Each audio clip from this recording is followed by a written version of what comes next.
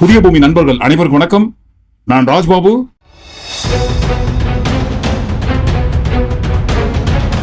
பஞ்சாயத்து, இந்த காணொலிக்குள்ள ஏகப்பட்ட பஞ்சாயத்து, ஆம்புலன்ஸ் பஞ்சாயத்துல தொடங்கி கை நடுக்கத்துல வந்து கடைசியில பாருங்க 450 கோடியில முடிஞ்சு காலில் போய் விழுந்து பெரியவங்கள வருது. என்னங்க, ஆரம்பத்திலே ஆரம்பிக்கத்தானே போறோம். அதற்கு முன்பாக நண்பர்கள் யார் யார் சப்ஸ்கிரைப் பண்ணாம இருக்கீங்களோ சப்ஸ்கிரைப் செய்து புதிய பூமிக்கு ஆதரவு தருமாறு கேட்டுக்கொண்டு இந்த காணொலிக்குள்ள போயிருக்கோம். எஸ் சந்திரன் செந்தில் காமெடியில ஒரு டைலாக் வரும். டேய், அவன் என்ன கேட்டான்? சௌக்கியமான் தானே கேட்டான். அவன் என்ன கேட்டான்? சௌக்கியமானு கேட்டான். செருப்ப கழிச்சு அடிக்க வர்றேன்னா கேட்டான். கிட்டத்தட்ட அதே மாதிரிதான் உதயநிதி அவர்கள் என்ன சொன்னாரு? ஒரு தனிப்பட்ட நபரை குறித்தா ஆம்புலன்ஸ்ல போயிடுவார் அப்படின்னு சொன்னாரு. இல்லைங்களே, கட்சியை குறிப்பிட்டு சொன்னாரு.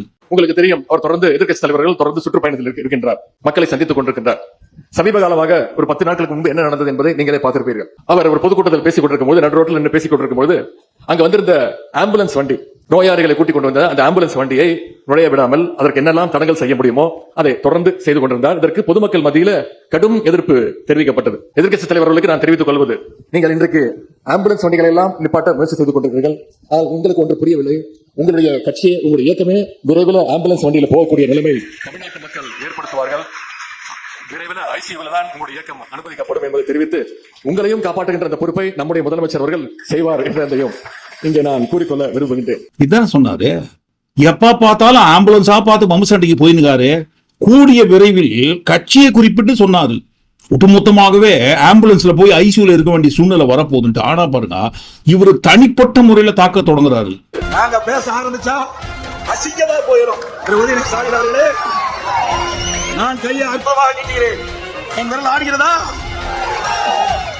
சில பேருடைய விரல் ஆடுகிறது, சில பேருடைய விரல் ஆடுகிறது. பாத்தீங்களா, மக்களால் ஓட்டு போட்டு தேர்ந்தெடுக்கப்பட்ட அதிகாரபூர்வமான எதிர்கட்சி தலைவர்னு ஒரு இடத்துல இருக்காரு. கொஞ்சம் கூட பாருங்க, அரசியல் மாண்பு பண்பு எதுவுமே இல்லாம எங்களை பார்த்தா ஐசியூல போவாங்க, அட்மிட் ஆவாங்க, ஆம்புலன்ஸ்ல போறாங்கன்னு சொல்றீங்க. என் கை நடுங்குதா? எங்க கை நடுங்குதே? பயம்தான். யாரை பார்த்துங்க? ஆளுமை அவர்களை பார்த்துதான். அவர் பேசுற பேச்சு அப்படியே அச்சத்தை உருவாக்குது. யாரையா பார்த்து சொல்றீங்க நீங்க? எங்களை பார்த்தா சொல்றீங்க?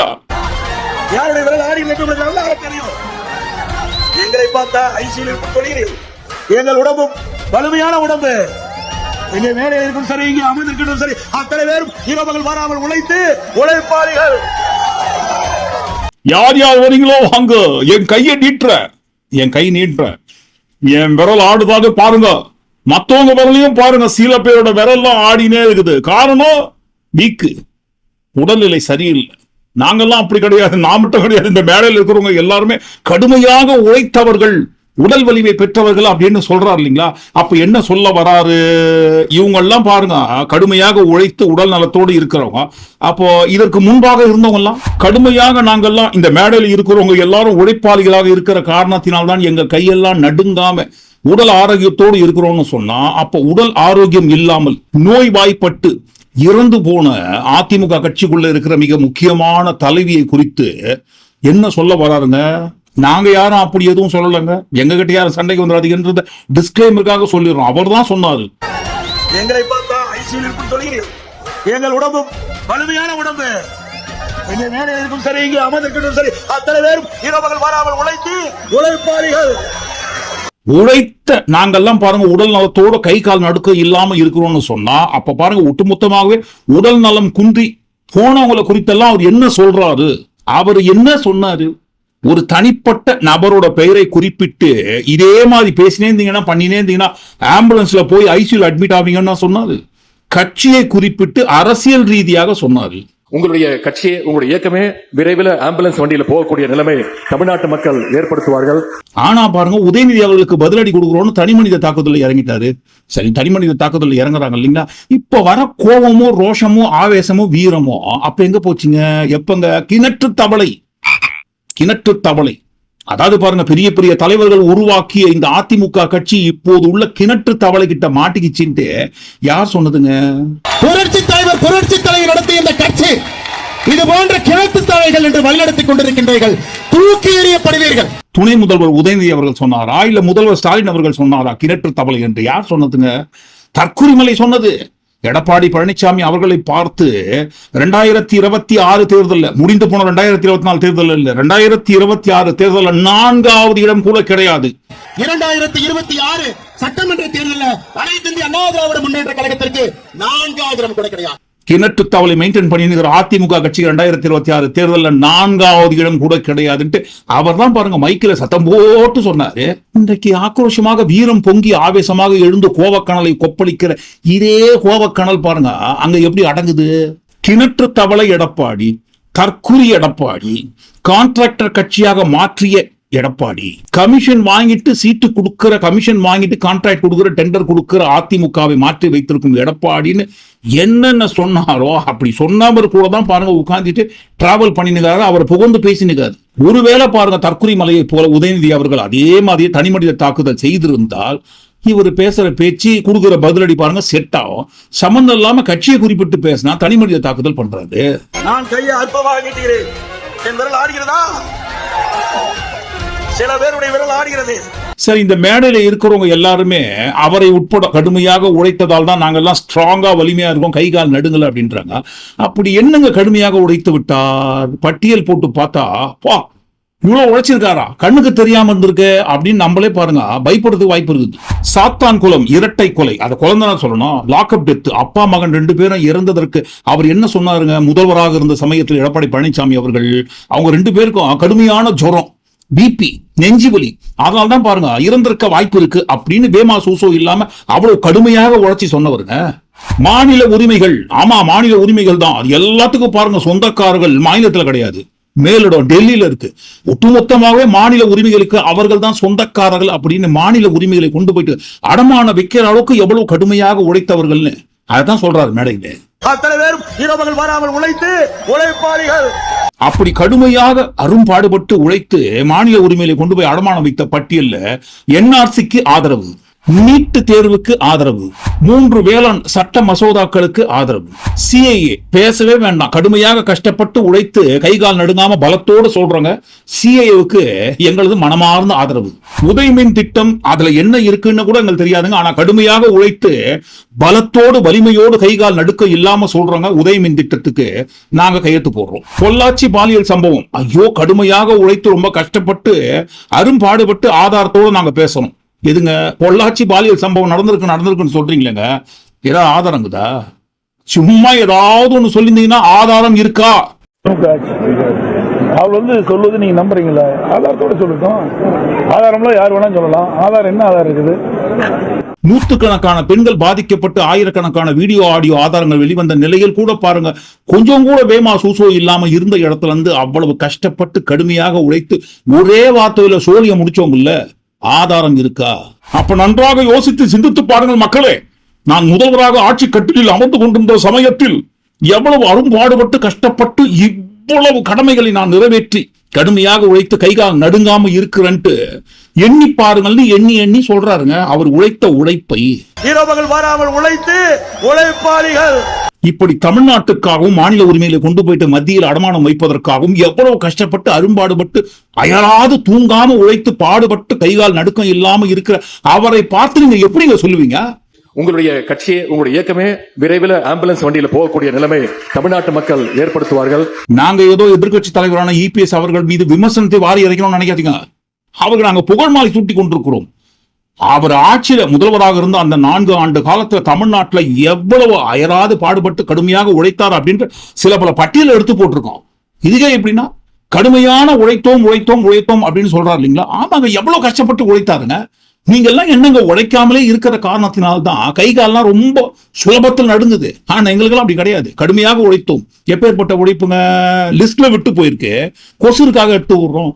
தூத்துக்குடி துப்பாக்கி சூடு இருக்கு இல்லைங்களா, எவ்வளவு அரும்பாடுபட்டு கஷ்டப்பட்டு கண்ணு வலிக்க உட்கார்ந்து இருந்து டிவியில பார்த்தோம். உங்களுக்கு தெரியுமா? எங்களுக்கு தான் தெரியும் அந்த கண்ணு வலிக்கிற கஷ்டம். சில சமூக விரோதிகள் இதில் ஊடுருவி இதை பயன்படுத்தி இந்த அரசுக்கு நெருக்கடி கொடுக்க வேண்டும், அவப்பெயரை உண்டாக்க வேண்டும், ஒரு கெட்ட பெயரை உண்டாக்க வேண்டும் எண்ணத்தில் இந்த சூழ்நிலை உருவாக்கி இருக்கின்றார். ஆகவே இன்றைக்கு ஊர்வலம் வந்தவர்கள் அங்கே இருக்கின்ற காவல்துறையை தாக்கிய பிறகு அவர்கள் முதலிலே கண்ணீர் புகை வீசினார்கள், பிறகு தடியடி பிரயோகம் செய்கின்றார். பிறகு அதையும் மீறி அங்கே மாவட்ட ஆட்சியர் அலுவலகத்தில் இருக்கின்ற வாகனத்திலும் தீ வைத்து கொளுத்தப்படுகிறது. அதுக்கு அருகாமையில் இருக்கின்ற ஸ்டெர்லைட் ஆலையினுடைய குடியிருப்புகள் புகுந்து அங்கே இருக்கிற வாகனத்துக்கு தீ வைத்து விட்டு அங்கே உள்ளே நுழைய முற்படுகின்றார்கள். மாவட்ட ஆட்சியாளர் அலுவலகத்துக்கு உள்ளே நுழைய முற்படுகின்றார்கள். இதையெல்லாம் உங்களுடைய தொலைக்காட்சியில் பார்த்தா நாங்களும் தெரிஞ்சிட்டோம், ஊடகத்தில் பார்த்தா நாங்களும் தெரிஞ்சிருக்கோம். இதையெல்லாம் உங்களுடைய தொலைக்காட்சியில் பார்த்தா நாங்களும் தெரிஞ்சிட்டோம், ஊடகத்தில் பார்த்தா நாங்களும் தெரிஞ்சிருக்கோம். பார்த்துக்கங்க மக்களே, பார்த்துக்கங்க. யாரையாவது கேட்டு பாருங்க, நம்பிக்கை இல்லப்பா. கண்கள் மூலமாக கடுமையாக உழைத்து உட்கார்ந்துட்டு இருந்து டிவியை பார்க்கறது எவ்வளவு கஷ்டம்ட்டு அப்படி பார்க்கறவங்களுக்கு கேட்டு பாருங்க, தெரியும். அவ்வளவு கஷ்டப்பட்டு அயராது தூங்காம பாடுபட்டு டிவியில பார்த்து உட்கார்ந்துட்டு இருந்து எத்தனை பேர் சுட்டாங்கன்ட்டு எண்ணி எண்ணி டிவியில கடுமையாக உழைத்து பார்த்த காரணத்தினால்தான் பாருங்க என் கைகால் நடுங்காம இருக்கு. இரவுகள் வராமல் உழைத்து உழைப்பாளிகள். இன்னும் நிறைய இருக்கு, இன்னும் நிறைய இருக்குங்க. எடப்பாடி பழனிசாமி அவர்கள் முதல்வராக நம்ம தமிழ்நாட்டில் ஆட்சி கட்டில் அமர்ந்திருந்த போது மக்களுக்கு எவ்வளவு அயராது பாடுபட்டு மத்தியில் கேட்டு கேட்டு கேட்டு கேட்டு பண்ணாருன்னு இன்னும் நிறைய பட்டியல் இருக்கு. எடுத்து போட்டோம்னு வச்சுக்கோங்க, அவருக்கு சூட்டும் புகழ் மாலை அளவு வைத்து தாங்காம கீழே விழுறதுக்கு வாய்ப்பு இருக்குது. அதுக்காக தான் பாருங்க கம்மியான புகழ் மாலை சூட்டுறோம்.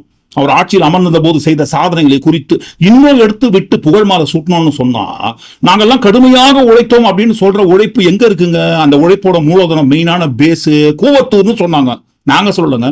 அந்த கட்சிக்குள்ள இருக்கவங்களே சொன்னாங்க பாருங்க, அவ்வளவு அரும்பாடுபட்டு கஷ்டப்பட்டு உழைத்த உழைப்பு மூலதனம் இன்வெஸ்ட்மெண்ட் எல்லாமே பாருங்க கூவத்தூர்ல இருந்துதான் ஆரம்பிச்சதுன்ட்டு. உடல் நடுநடுங்கி எதிர்கட்சி தலைவர் இபிஎஸ் அவர்கள் சொன்ன அந்த உடல் நடுக்கம் கிடையாதுங்க, ஏசி குளிர் தாங்க முடியாம ஏற்படுற நடுக்கம் இருக்கு இல்லைங்களா, அப்படி உடல் நடுநடுங்கிற அளவுக்கு உண்டான ஏசி குளிர்ச்சி ரூம்ல உட்கார்ந்தீங்கன்னு ரொம்ப அயராது கஷ்டப்பட்டு உழைச்சி அந்த கூவத்தூர் மூலமா வந்தோம். நாங்க கூவத்தூர்ல இந்த கருணாசிங் அவர் இல்லாம, இந்த சின்னமாங்கிறவங்க இல்லாம அந்த அரசாங்கம் உருவாச்சு. கூவத்தூர்ல போறதுக்கு ஒரே ரூட்டு தான் இருக்கு, வேற வழியே இல்ல. சுத்தி தண்ணி இருக்கு, நிறுத்தமான எஸ்கேப் ஆக முடியாது. சொல்லல இந்த கருணாஸ், அந்த இடத்தை காத்துறவன் இந்த கருணாஸ். அவர் கால கூவத்துல கும்பிட்டு நான் பார்த்தேன் கண்ணால. இருக்கிறவங்க எல்லாரையும் சாட்சிக்கு கேட்டு பாருங்க, எவ்வளவு கஷ்டப்பட்டு கூவத்தூர்ல 5 ஸ்டார் 7 ஸ்டார் ஹோட்டல்லாம் ரூம் போட்டு யாரும் வெளியே போக முடியாதபடி அடைச்சி வச்சு கடுமையாக உழைத்து அடைச்சி வச்சு கையெழுத்து வாங்கி எவ்வளவு கஷ்டப்பட்டு முன்னுக்கு வந்தவங்க நாங்க. அப்படி வந்தவங்க நாங்க. எங்க கைகால் நடுங்குமா? நடுங்கிறதுக்கு வாய்ப்பே கிடையாது. நான் கையை அற்புதமாக நீட்டுகிறேன், என் விரல் ஆடுகிறதா? சில பேருடைய விரல் ஆடுகிறது. இரவுகள் வராமல் உழைத்து உழைப்பாளிகள். அவர் கால கூவத்துல கும்பிட்டு நான் பார்த்தேன். நீங்க எல்லாம் உழைப்புன்னா என்ன நினைச்சுக்கிறீங்க? தன் குடும்பத்தை காப்பாற்றுவதற்காக மாச சம்பளத்துக்காக மாசம் ஃபுல்லா கஷ்டப்பட்டு உழைக்கிறாங்களா? அதெல்லாம் உழைப்பு நினைச்சுக்கிறீங்களா? அதெல்லாம் உழைப்பே கிடையாது. ஒரு தலைமுறையில நம்ம பட்ட கஷ்டம் போதும், நமக்கு பிறகு வருகின்ற தலைமுறை அந்த மகன் கஷ்டப்படக்கூடாதுன்ட்டு வண்டி இழுத்தாவது பாருங்க ரொம்ப கஷ்டப்பட்டு தன் மகனை படிக்க வைத்து பெரிய இடத்துல கொண்டு போய் சேர்க்கிற அந்த உழைப்பெல்லாம் உழைப்பு நினைச்சுக்கிறீங்களா? ஜூஜிபி உழைப்பு அதெல்லாம். இதெல்லாம் என்ன உழைப்புங்க? 2 தலைமுறைகளாக நம்ம படிச்சோமோ இல்லையோ, ஆனா நம்ம எப்படியாவது கஷ்டப்பட்டு உழைச்சு நம்ம தலைமுறையை படித்து முன்னேற்றி காட்டுவோம்னு அயராது கடுமையாக குடும்பமே உழைத்து ஒரே ஒரு மகனை படிக்க வைப்பதற்காக பாடுபடுற அந்த உழைப்பு நினைச்சுக்கிறீங்க? கிடையவே கிடையாது. உழைப்புன்னா எது உழைப்புன்னா அந்த மேடையில் இருக்காங்க இல்லைங்களா, குடிசை வீட்டில் வாழ்ந்து கொண்டு ரொம்ப அயராது பாடுபட்டு மக்களுக்காக ஓடா தேஞ்சி போனவங்க, அவர்களோட உழைப்பு தான் பாருங்க உலகத்திலேயே இருப்பதிலேயே சிறந்த உழைப்பு. காலம் முழுக்க ரிக்ஷா இழுத்து வண்டி இழுத்து நரம்பெல்லாம் தளர்ந்து போய் அவங்க கையை நீட்ட சொல்லுங்க, கை நடுங்கும். அந்த நடுக்கம் தான் பாருங்க உழைப்பே இல்லாதவங்க உடம்புல வர நடுக்கும். இதே எங்களை பாருங்க, நான் கையை அற்புதமாக நீட்டுகிறேன், என் விரல் ஆடுகிறதா? ஏசி ரூம்ல உட்கார்ந்தீங்கன்னு கொஞ்சம் கூட பாருங்க நகர முடியாத அளவுக்கு கட்டுக்கட்டா பணத்தை சேர்த்து நடுவுல வாழ்ந்து தூங்கி நிற்கிற எங்களோட உழைப்பை மீறி இவர்களோட உழைப்பெல்லாம் இருக்கா? கிடையவே கிடையாது. எங்களை பார்த்து எப்படிங்க சொல்லுவீங்க நீங்க? உங்களுடைய கட்சியே, உங்களுடைய இயக்கமே விரைவில் ஆம்புலன்ஸ் வண்டியில போகக்கூடிய நிலைமை தமிழ்நாட்டு மக்கள் ஏற்படுத்துவார்கள். அது ஏன்டா என்ன பார்த்து அந்த கேள்வி கேட்டான்னு கவுண்டமணி கேட்பாருங்களா? செந்தில பார்த்து கரகாட்டக்காரன் படத்துல கிட்டத்தட்ட அந்த மாதிரி தான் இருக்கவங்க எல்லாரையும் விட்டுட்டு அது ஏன் என்ன பார்த்து அந்த கேள்வி கேட்ட? எதுங்க அயராது பாடுபட்டு கஷ்டப்பட்டு உழைத்து கட்சியை மெயின்டைன் பண்றீங்களேங்க, அந்த கட்சிக்குள்ள இருக்கிற ஒரு பேரு திராவிடம் வர்சஸ் ஆரியம், இது குறித்து என்னங்கன்ட்டு ஊர்ல இருக்கவங்க எல்லாரையும் விட்டுட்டு அது ஏன் என்ன பார்த்து அந்த கேள்வி கேட்டேன்? நான் எவ்வளவு கடுமையாக பாடுபட்டு கஷ்டப்பட்டு உழைச்சுன்னு என்கிட்ட வந்து அந்த கேள்வி கேட்டான். அதெல்லாம் ஆய்வு பண்ணணும், ஆய்வு பண்ணி பெரிய பெரிய அறிஞர்கள் கிட்ட கேட்கணும்னு ரொம்ப அயராது பாடுபட்டு கஷ்டப்பட்டு கண்டுபிடிச்ச பதிலுங்க அது. ஆளுநர் பேச்சு ஒரு சர்ச்சை ஏற்படுத்தியிருக்கிறது. அதாவது தமிழ்நாட்டில் ஆரியமும் இல்ல திராவிடமும் இல்ல, சுதந்திர போராட்ட வீரர்கள் எல்லாம் சாதிய தலைவர்கள் அடையாளப்படுத்துறாங்க அப்படின்ட்டு. அதாவது இதெல்லாம் புராணம் படிக்கணும், நான் அந்த அளவுக்கு படிச்சவன் இல்ல. ஏன்னா இந்த கதையெல்லாம் படிச்சு சொல்லணும்ல, இதெல்லாம் பெரிய ஒரு ஆய்வு பண்ணணும். இந்த ஆய்வுல பண்ணாதான் இது உண்மையா பொய்யான்னு தெரியும். யோசிச்சு பாருங்க, எவ்வளவு கடுமையான உழைப்பாளியாக இருந்திருந்தா இந்த மாதிரி ஒரு பதில சொல்லியிருப்பாரு. தன் கட்சிக்குள்ள இருக்கிற அந்த திராவிடம் அப்படின்ற ஒரு வார்த்தைக்கு அர்த்தம் தெரியாத அளவுக்கு கடுமையான உழைக்கிறவங்க அவரு. அவரை பார்த்து எப்படி நீங்க அந்த கேள்வி கேட்பீங்க? நீங்க இரவுகள் வராமல் உழைத்து உழைப்பாளிகள். ஏற்கனவே ஒன்னா இருந்த கட்சி 2, 3, 4, 5 உடைஞ்சு இப்ப எத்தனையா உடைய போகுதுன்னு அவருக்கே தெரியாத அளவுக்கு, எந்த பக்கம் யார் யார் பிச்சுன்னு போவாங்கன்னு தெரியாதபடி ரொம்ப மனக்குழப்பத்துல பிபி ஏத்தின அதிகப்படியாக என்ன பண்ணலான்னு யோசிச்சுங்கிற அவரை பார்த்து இந்த மாதிரி திடீர்னு கேட்டீங்கன்னா அந்த மன உளைச்சல்ல ஏடவரமான வார்த்தை வரதான் செய்யும். அசிங்கமா போயிடும். ஸ்டாலின் அவர்களே, இது போதாதுன்னு போற போக்குல நின்ன இடத்துல இருந்து பலால் பலால் பலால் அறையிற மாதிரி நான் சொன்ன வார்த்தைக்கு பதிலடி கொடுக்கறதுக்காக இந்த மாதிரி முதல்வர் சொன்னா எப்படிங்க சார்?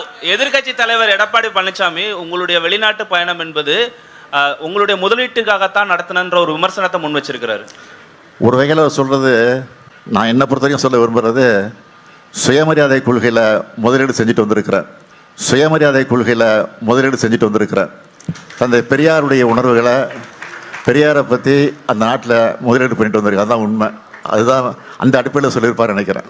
அப்ப என்னங்க சொல்ல வராது? என்ன சொல்ல வராது? சுயமரியாதையை முதலீடு பண்ணிட்டு வந்தோம்னு சொன்னா எங்களுக்கு எல்லாம் சுயமரியாதைன்னு என்னன்னு தெரியாதுன்னு சொல்றாரா? இல்ல சுயமரியாதை நாங்க முன்ன பின்ன பார்த்தது இல்லைன்னு சொல்றாரா? என்ன சொல்ல வராதுங்க முதல்வர்? எங்களோட சுயமரியாதை என்னன்னு தெரியுமா?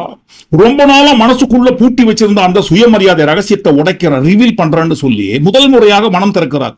செங்கோட்டையன் அவர்கள் திறந்த மனசு ஒரு ஓரமா வந்துட்டு போட்டான். இவரு பாருங்க முதல் முறையாக மனசை திறந்து சுயமரியாதை வெளிப்படுத்துறாரு. என்னன்னுங்க, ரொம்ப நாளா ஊருக்குள்ள ஓடி நிக்குது, நான் சசிகலாவின் காலில் விழுந்தேன்னு சொல்லி. ஏன் விழுந்தேன்? எதுக்கு விழுந்தேன்? யாராவது கேட்டீங்களா? நானே சொல்றேன், யாருமே கேட்கறனாலும் சொல்லி பாருங்க. ரகசியத்தை உடைக்கிறார். காட்டிட்டோம். நான் பெரியவங்கிட்ட ஆசி வாங்குறது தப்பா? நான் பெரியவங்கிட்ட ஆசி வாங்குறது தப்பா? இதுக்கு யாராவது பதில் சொல்ல முடியுமாங்க? சொல்லத்துக்கு வாய்ப்பே கிடையாது. ஆனாலும் பாருங்க, ஏதாவது எசக பசகா ஏதாவது இடமா யோசிச்சாது பதில சொல்லுவோம்னு வச்சுக்கோங்க. இருந்தாலும் பாருங்க ரொம்ப மனசு கஷ்டமாகுது. அவர் சொன்ன அந்த பதில், அவர் உடைத்த அந்த ரகசியத்தை எப்படி விவரிப்பதென்றே தெரியவில்லை. காலில் விழுந்தேன் என்று சொல்கிறார்களே, நான் ஏன் விழுந்தேன்? பெரியவங்க காலில் விழுந்து ஆசீர்வாதம் வாங்குவது தவறா? நான் பெரியவங்கிட்ட ஆசி வாங்குறது தப்பா? நான் பெரியவங்கிட்ட ஆசி வாங்குறது தப்பா? ஐயா கனவான்களே, பெரியவர்களே, தாய்மார்களே, நீங்கள் சொல்லுங்க, நான் செய்தது தவறா? பெரியவர்கள் காலில் விழுந்து ஆசீர்வாதம் வாங்குவது தவறா? நான் பெரியவங்கிட்ட ஆசி வாங்குறது தப்பா?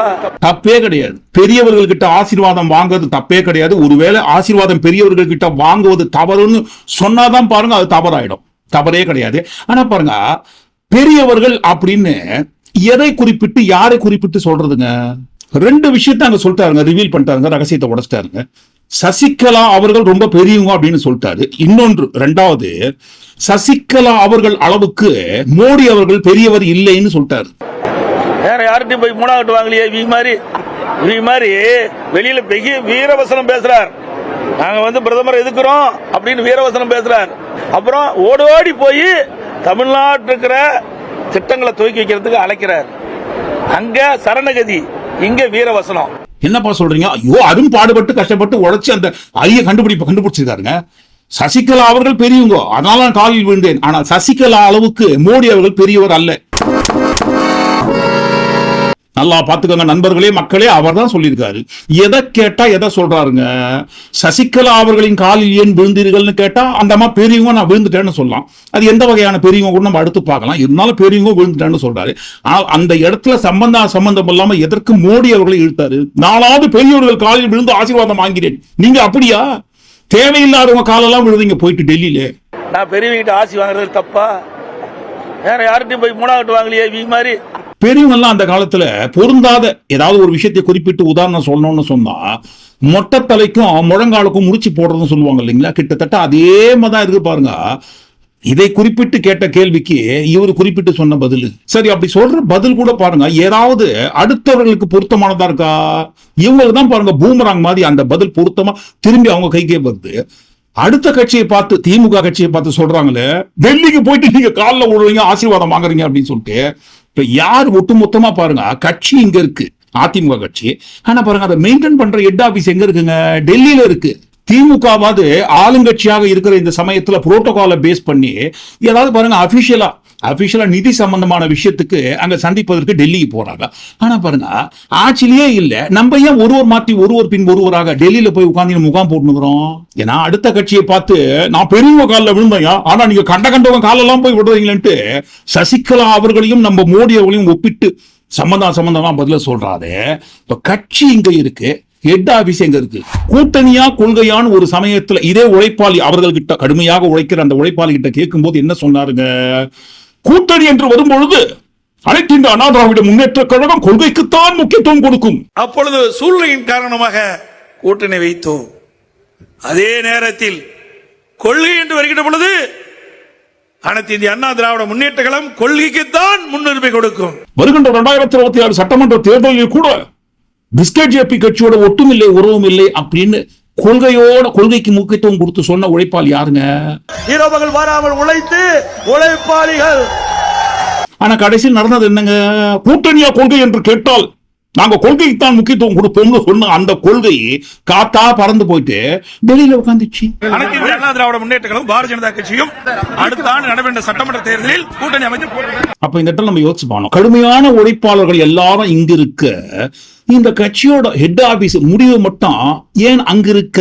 ஏற்கனவே அனைத்து இந்திய அண்ணா திராவிட முன்னேற்ற கழகம் கூட்டணி அமைக்கின்ற பொழுது மரியாதைக்குரிய மாண்புமிகு உள்துறை அமைச்சர் திரு அமித்ஷா அவர்கள் எங்களுடைய கூட்டணியுடைய வேட்பாளர் இபிஎஸ் தெளிவுபடுத்தி முதலமைச்சர் வேட்பாளர் இபிஎஸ் முதலமைச்சர் வேட்பாளர் இபிஎஸ் தேர்தலில் வெற்றி பெற்று ஆட்சி அமைக்கும் அதிமுக ஆட்சி அமைக்கும்.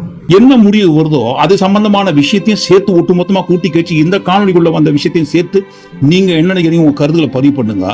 இந்த காணொலிக்குள்ள வந்த பெரியவங்கன்னு சொன்னார் இல்லீங்களா சசிகலா அவர்களை குறித்து, அவங்க என்ன மாதிரி பெரியவங்க அப்படின்ற ஒரு விஷயத்த நாளைய தினம் ஒட்டுமொத்தமா ஆதாரபூர்வமாக பார்க்க போறோம் சொல்லி இந்த காணொலி நிறைவு செய்கிறோம். மீண்டும் இன்னொரு காணொலி நாம் சந்திப்போம். நன்றி, வணக்கம்.